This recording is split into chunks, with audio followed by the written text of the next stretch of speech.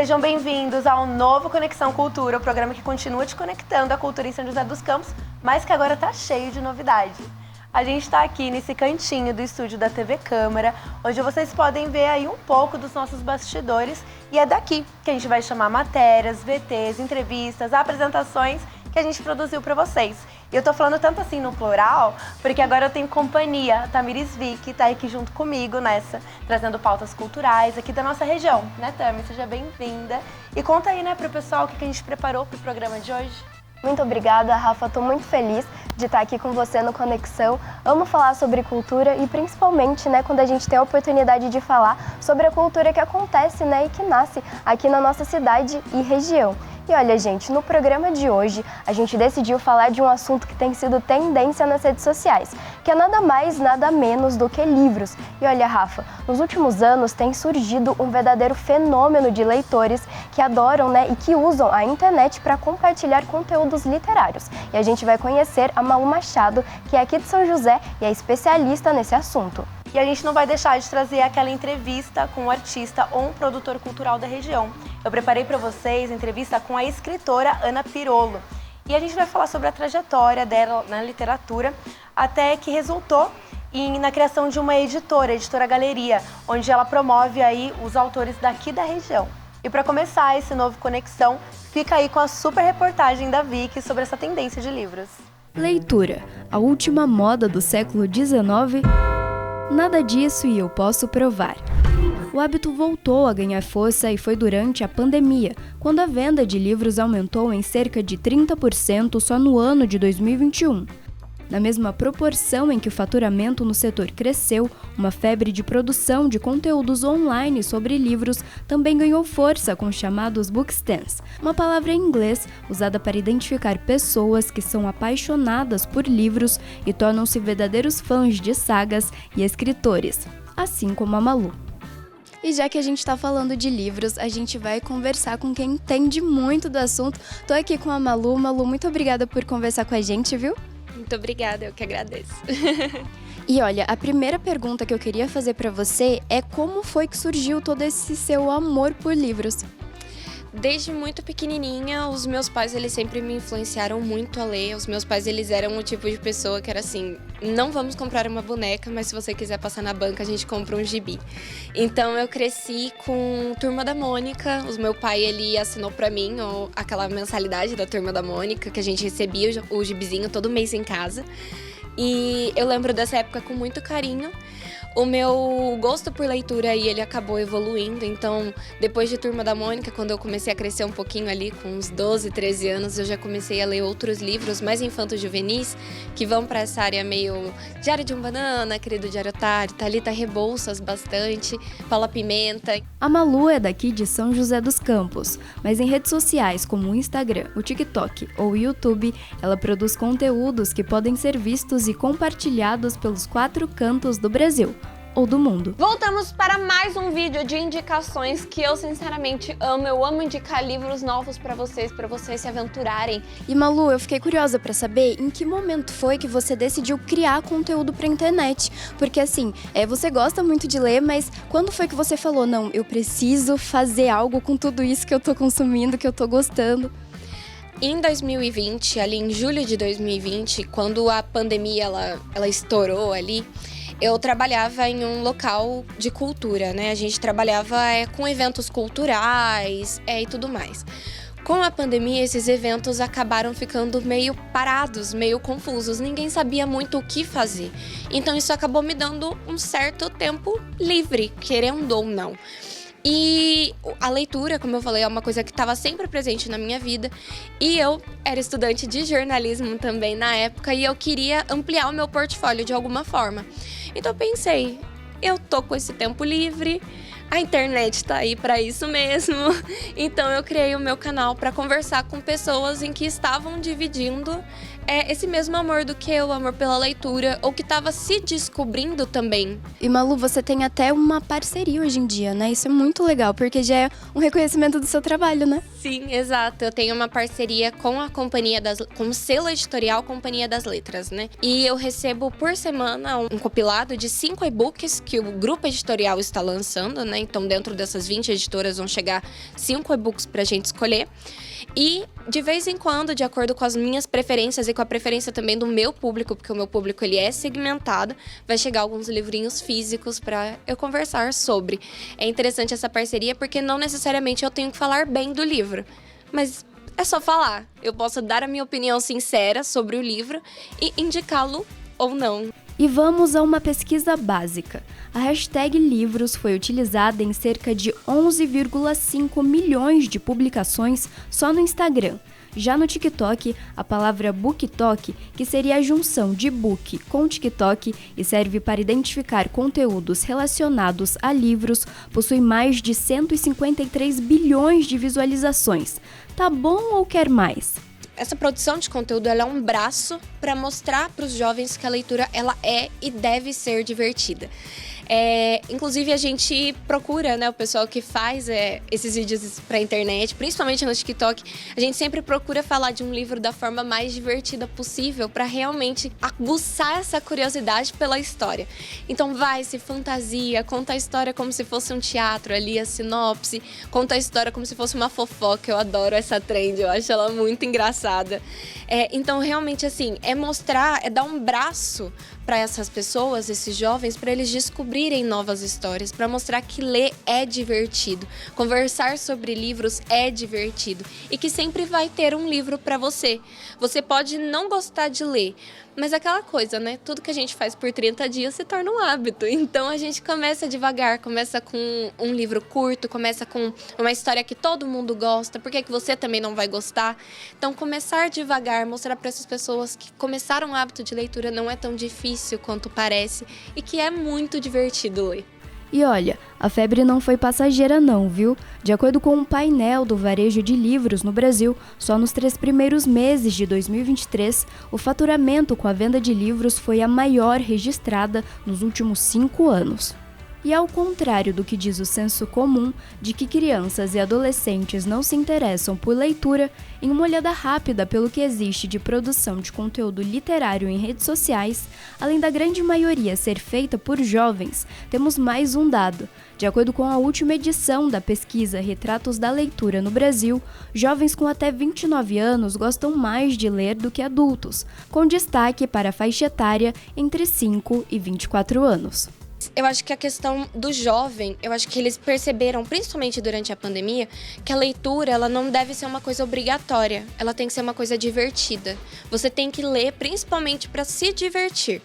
E o jovem ele começou a perceber muito isso, de que você pode se expressar através dos seus livros. Então, se você gosta de livros de romance, se você gosta de histórias, né, de romance, de fantasia, de aventura, existe um livro para você.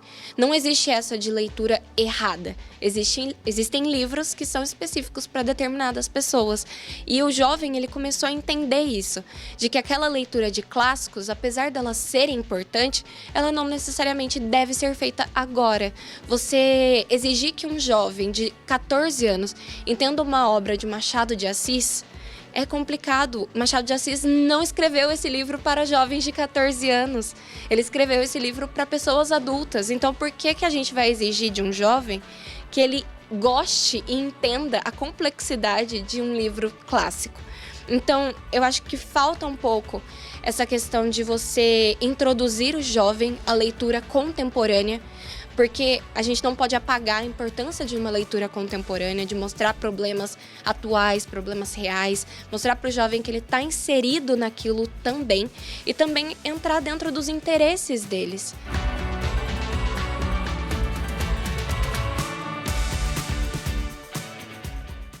Eu adorei saber mais sobre esse mundo, viu, Vicky? E eu agradeço a Malu, a entrevistada, maravilhosa, e eu tô doida pra ver o canal dela. Pra você que também ficou interessado, a gente tá colocando o endereço aqui na tela pra reforçar. É o Nerd Lu.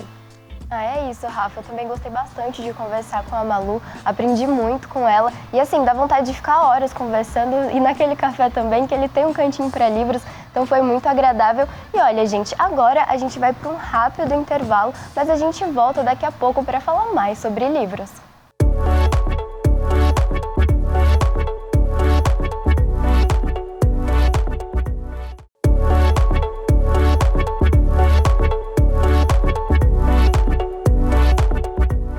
Estamos de volta no Conexão Cultura e agora você vai conferir a entrevista com a Ana Pirolo. Hoje eu estou aqui no Parque Vicentina Aranha, que é um patrimônio histórico da cidade de São José dos Campos, onde cerca de 70 mil pessoas vêm mensalmente para aproveitar as variadas atividades que o parque oferece. Mas hoje eu estou aqui para entrevistar uma autora cujo livro se passa aqui no parque. Segundo Ana Pirolo, o livro ajudou a elevar o nome do parque e da cidade pelo país todo, através do lançamento e a publicação dele. Ela tá chegando, vamos lá conversar com ela?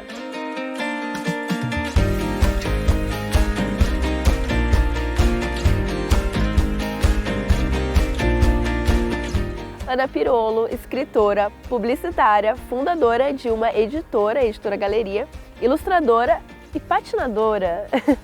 Mas ó, esse papo de patinadora a gente vai deixar para uma outra conversa, né? Porque hoje a gente vai se concentrar na sua vida com a literatura, né?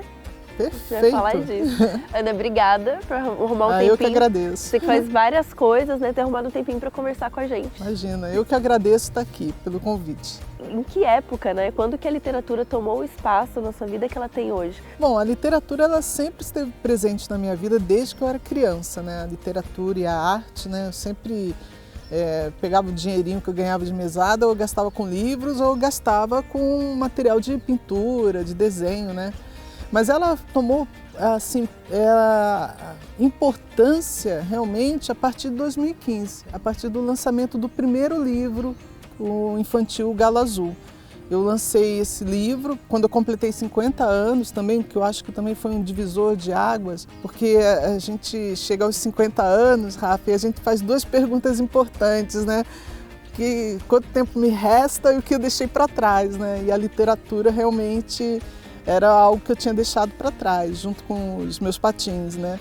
Então o que aconteceu foi justamente isso. Eu, desde pequena, sempre estive envolvida e em 2015, com o lançamento do Galo Azul, aí a minha vida começou a mudar. Muita entrevista, muita reportagem, muita ida nos eventos, às escolas, chamando.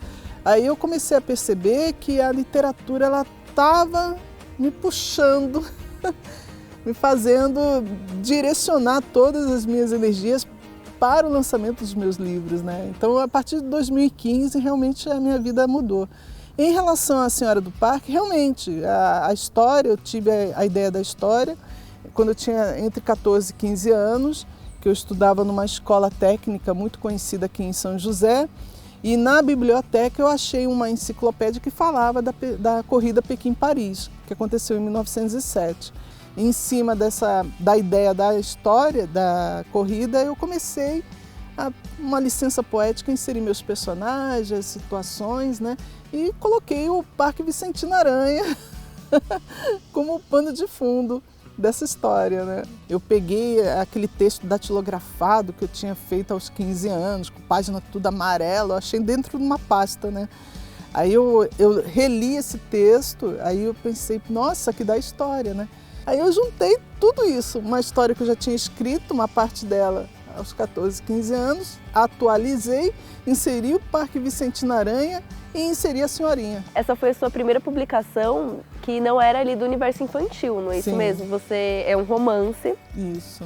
Eu queria saber como que foi essa virada. Porque você começou como escritora de livros infantis, não foi? Eu lancei o primeiro livro, o Galo Azul, que tem a ver com a minha infância, né, no Rio de Janeiro. Depois eu fiz uma parceria com meu filho. Meu filho escreveu uma história, ele tinha 9 anos na época, e eu ilustrei essa história, que é o Foguete à Lua. Então o autor é ele, você é ilustradora dessa obra. Eu sou ilustradora da história, né? Aí eu lancei o Foguete à Lua também, que é um livro muito vendido para escolas, né? Que tem essa parte lúdica de você criar um foguete para ir para a Lua, né? Então mexe muito com a imaginação da criança.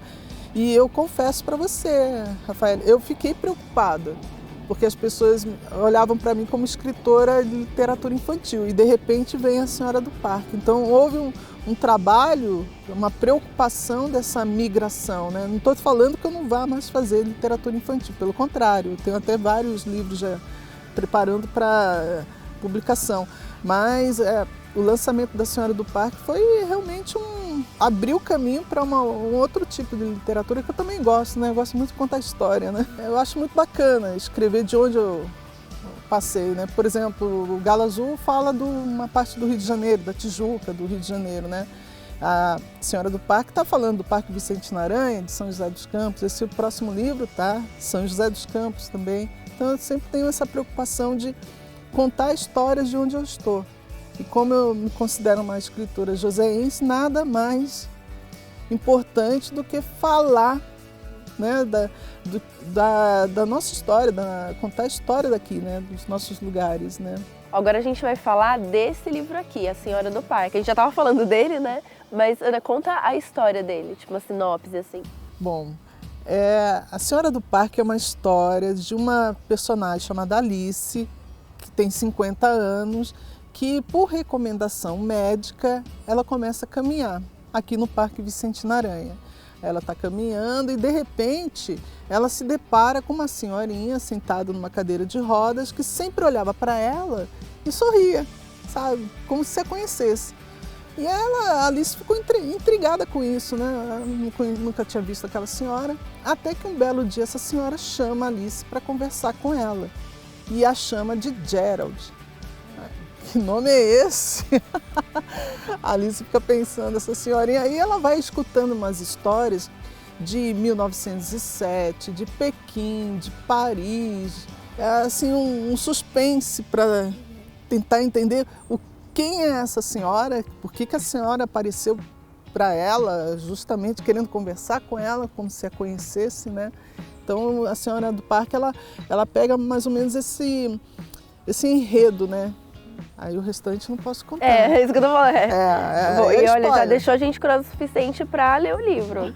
E dá para notar, né, que você tem uma relação, né, não só com São José, mas assim, com o Parque Vicente Naranha, né? Você tem um carinho especial? Como é que é? Eu adoro o Parque Vicente Naranha, eu acho que é um parque que é referência aqui em São José. Eu gosto dessa ambientação, desse local. E a maioria dos eventos literários que eu participo são sempre aqui no parque. O parque ele tem essa pegada cultural, eu acho que ela tem a cara dos escritores daqui da região, o Vicente Naranha, né? E é um parque que está sempre aberto à cultura, né? Você vê todo final de semana uma movimentação, tem a Flim, que envolve também a música, a literatura, então é um parque mágico. E falando dessa, né, da literatura aqui na região, você falou que o Parque Vicente Naranha tem essa ligação com a literatura aqui. É legal a gente falar aí da literatura regional e desse seu projeto, que é a Editora Galeria, né? Que como bacana. que veio essa... Por que você teve ideia de fazer? Qual é a necessidade? Gente, né? A Editora da Galeria, ela surgiu para publicar somente os meus livros. Porque quando eu fiz o primeiro protótipo do Galo Azul, que eu vi o boneco, eu falei, nossa, aí a profissional de marketing, né? É um belo produto para colocar no mercado, né? Aí eu pensei, vou apresentar para as editoras, né? Aí eu tinha lido na época uma reportagem que falou que a escritora do Harry Potter levou 10 anos para emplacar o Harry Potter, né? Aí eu, 10 anos, eu tô com 50 anos, não posso esperar 10 anos, né? Não posso. Aí eu criei a Editora da Galeria. Aí comecei a publicar os meus livros. Eu publicava, colocava no site, fazia todo o projeto gráfico e tudo mais, né? Abri o CNPJ, é uma empresa normal, né? Aí o que aconteceu? Eu fui participando de vários eventos literários, inclusive aqui mesmo, no parque, né? Aí chegava um escritor, nossa, que bacana, Editora da Galeria. De onde que é essa editora? Aí quando eu vi, eu já estava publicando livros de escritores aqui, da região. Né? E essa editora, ela tem essa veia de escritores regionais, né? Conta aí pra gente. O nosso foco é a divulgação da literatura aqui do Vale do Paraíba. Então, são escritores da região. Então, atualmente eu tenho 26 publicações. e mais umas 4 ou 5 para sair. São todas de escritores, ou de Pinda, de Jacareí, tem de Taubaté, tem de São José, mas são escritores daqui. Um tempo atrás eu fiz uma pesquisa de mercado para a editora da galeria e uma questão que apareceu foi o seguinte, né? Que 75% dos leitores daqui da região, foi focado nisso, nos leitores daqui da região, não consomem a nossa literatura porque não conhece. Aí eu conversei com os escritores e falei, ninguém consome a nossa literatura porque ninguém conhece a gente.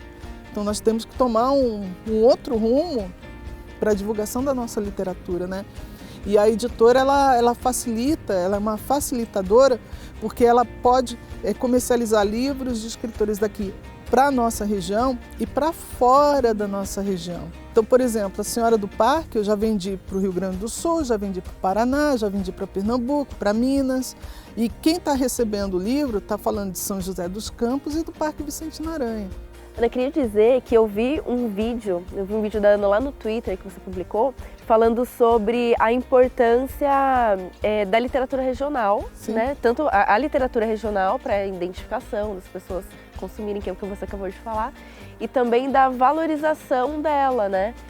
Levar para fora, como você falou. Como que você vê isso? Por que você acha que é importante?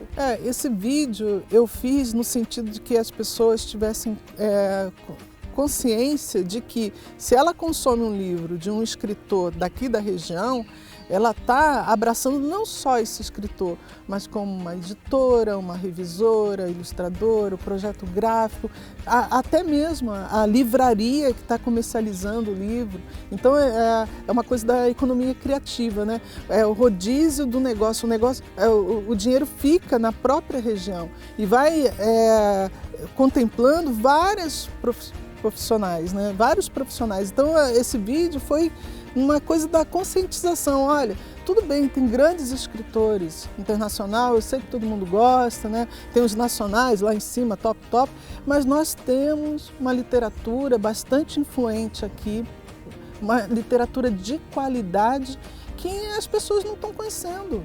Então, quando eu fiz esse vídeo, eu acho que foi mais um desabafo, sabe? Você viu que eu fui delicadinha no vídeo, né? Mas é um desabafo. Eu quero que consuma. Se consumir o meu livro, fatalmente está ajudando não só a nossa economia aqui da região, mas vários outros profissionais. E movimenta a cultura que acontece aqui, o mercado da cultura, para vocês poderem continuar produzindo, sim, né?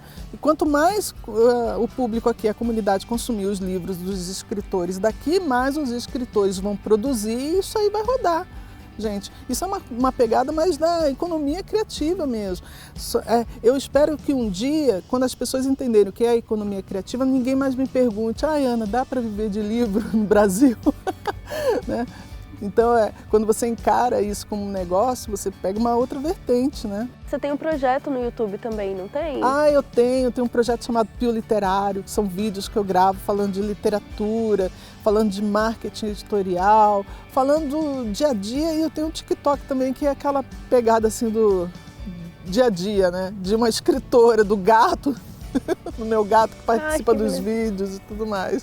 Ai, que legal, eu quero acompanhar agora, nós tem gatinho. Tem um gatinho, tem o Thor. É isso então, obrigada. Eu que agradeço, gente, obrigada. E aí, gente, gostaram? Olha, a Ana é uma mulher incrível e eu adorei conhecer. Fica um adendo aqui que ela lançou recentemente a continuação do A Senhora do Parque, que é o Além do Tempo. Então vocês acompanhem as redes sociais dela para saber dos próximos lançamentos. E também os lançamentos da editora Galeria, né? Inclusive, né, a gente citou o Outro Café, né, que também é um espaço bem legal para leitura. E a gente teve, então, agora nessa entrevista super bacana no Vicentina, que também é um outro espaço super legal para quem gosta de ler. Então, bora para mais um intervalo, rapidinho, mas a gente já volta com a indicação de um livro todo misterioso.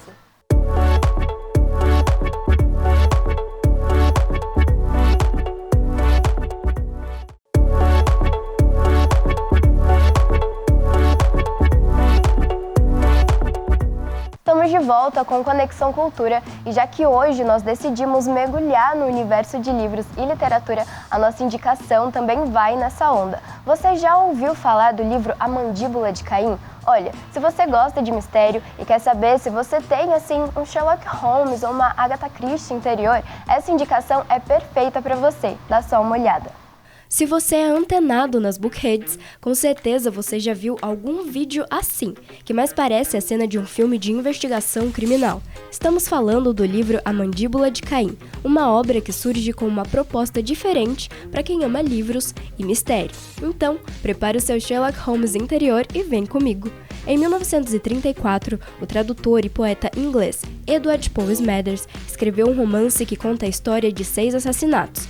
Acontece que o livro foi impresso fora de ordem, e a sua missão agora é desvendar a ordem correta dessa história que promete ser o quebra-cabeça literário mais difícil de todos os tempos. Por isso, a gente foi até uma livraria aqui de São José dos Campos para saber como é que está sendo a repercussão dessa obra, que já virou até tendência no mundo literário. O Mandíbula de Caim está na categoria mistério, então de janeiro até junho a gente já vendeu 55 mil títulos, né, nessa categoria, o que representa 10% do número das nossas vendas. A gente já vendeu nesse período 6 mil livros de Mandíbula de Caim, o que representa 10% só da categoria mistério, então assim é bastante coisa. O que dá esse fenômeno é a ajuda do TikTok, onde os booktokers acabam divulgando, e por ele ser um livro de mistério, onde ele tem as páginas aleatórias, e por o leitor desvendar esse mistério, ele acaba tendo que destacar e fazer a junção, é o que contribui para essa procura. Pouquíssimas pessoas ao redor do mundo conseguiram desvendar esse mistério, e aqui no Brasil foram apenas 6 pessoas. E o Conexão Cultura, claro, não perdeu tempo. Entramos em contato com o Flávio Vinícius, que foi um dos primeiros brasileiros a desvendar esse mistério literário, vencendo até mesmo o concurso cultural da editora Intrínseca, que no Brasil ficou responsável por anunciar os leitores que conseguem encontrar a ordem certa do livro e descobrir todos os assassinatos. A experiência de ter participado do desafio do livro A Mandíbula de Caim foi impactante para mim em diversos aspectos, não só por eu ter conseguido, desvendá-lo, mas também por ser uma ideia extremamente criativa, onde você une tanto o processo literário em si, que é ler uma história, mas também agora se sentir parte dela nesse aspecto investigativo, que é algo que eu sou extremamente fã. Então eu pude combinar ali a minha paixão por mistérios com as ferramentas da tecnologia e lógicas para solucionar o enredo. E Flávio, tem como deixar alguma dica para a gente desvendar esse quebra-cabeça literário? A dica que eu posso dar para quem quiser resolver o livro é tentar fazer um pouco de cada vez. Cada mínimo progresso ele faz toda a diferença. Pensem nele como um grande quebra-cabeças, onde cada minúsculo pedaço, no lugar certo, te aproxima mais do sucesso.